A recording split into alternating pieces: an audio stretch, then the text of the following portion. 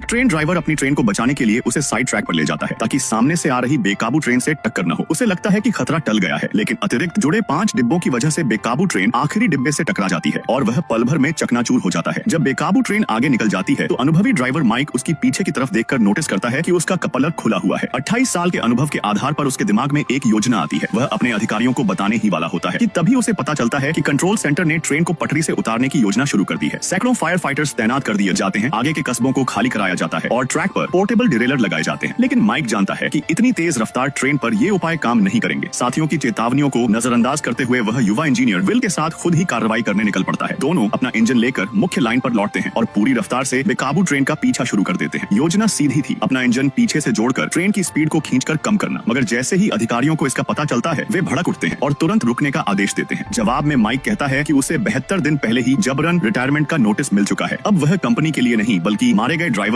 रास्ते में मौजूद लोगों और अपने फर्ज के लिए यह जोखिम उठा रहा है। उसकी बातों का असर विल पर भी पड़ता है और वह उसके साथ खड़ा रहने का फैसला करता है। उधर डिरेलमेंट प्लान पूरी तरह फेल हो जाता है। तेज रफ्तार ट्रेन डिरेलर को ऐसे उड़ा देती है जैसे वह वहाँ था ही नहीं। अब सबकी उम्मीदें इन्हीं दोनों पर टिक जाती हैं। इंजन उल्टी दिशा में होने के कारण माइक पीछे का सही अंदाजा नहीं लगा पाता, इसलिए विल बाहर निकलकर उसे गाइड करता है। पहली कोशिश में जोरदार टक्कर होती है और इंजन से भाप का बड़ा गुब्बार निकल पड़ता है। दूसरी कोशिश में कनेक्शन तो हो जाता है, लेकिन कपलर लॉक नहीं होता। मजबूरन विल अपनी जान जोखिम में डालकर चलते डिब्बों के बीच पहुंचता है और कई खतरनाक कोशिशों के बाद आखिरकार उसे लॉक कर देता है। इसी दौरान वह फिसल जाता है, लेकिन आखिरी पल में रेलिंग पकड़कर खुद को बचा लेता है। अब ट्रेन की रफ्तार कम करने की जंग शुरू होती है। अगले कस्बे तक सिर्फ 4 मील का फासला बचा है और ट्रेन करीब 75 मील प्रति घंटा की रफ्तार से दौड़ रही है। उससे भी बड़ा खतरा आगे मौजूद एक तीखा मोड़ है, जहाँ सुरक्षित गुजरने के लिए स्पीड 25 मील प्रति घंटा से कम होनी चाहिए। नीचे तेल के विशाल टैंक हैं और हादसा पूरे इलाके को तबाह कर सकता है। ब्रेक लगाने पर पहियों से चिंगारियां निकलने लगती हैं। स्पीड कुछ देर के लिए घटती है, लेकिन भारी वजन के कारण फिर बढ़ने लगती है। तब माइक डिब्बों के ऊपर चढ़कर एक वैगन की ब्रेकिंग सिस्टम को एक्टिव करता है। काफी मशक्कत के बाद स्पीड 30 मील प्रति घंटा तक आ जाती है, लेकिन लगातार दबाव की वजह से ब्रेक जवाब देने लगते हैं और ट्रेन फिर तेज होने लगती है। मोड़ अब बिल्कुल सामने है। आखिरी उम्मीद के तौर पर दोनों स्वतंत्र ब्रेक सिस्टम का सहारा लेते हैं। सही समय पर आदेश मिलते ही विल पूरी ताकत से ब्रेक खींचता है। कुछ सेकंड के लिए ऐसा लगता है कि ट्रेन पटरी से उतर जाएगी, लेकिन आखिरकार वह मोड़ पार कर लेती है। कंट्रोल सेंटर में बैठे लोग भी राहत की सांस लेते हैं। हालांकि खतरा अब भी खत्म नहीं हुआ था। माइक आगे बढ़कर बेकाबू ट्रेन के इंजन तक पहुंचना चाहता है, लेकिन दोनों डिब्बों के बीच का फासला इतना ज्यादा है कि वह छलांग नहीं लगा सकता। इसी बीच ट्रेन फिर 80 मील प्रति घंटा की रफ्तार पकड़ लेती है। तभी रेलवे मैनेजर फ्रैंक अपनी पिकअप ट्रक लेकर बराबर में पहुंचता है और विल को कूदने का इशारा करता है। सही मौका देखकर वह छलांग लगाता है और सुरक्षित ट्रक पर उतर जाता है। इसके बाद ट्रक इंजन के साथ बराबरी की रफ्तार पर आता है और वह चढ़कर सीधे ड्राइवर केबिन में पहुंच जाता है।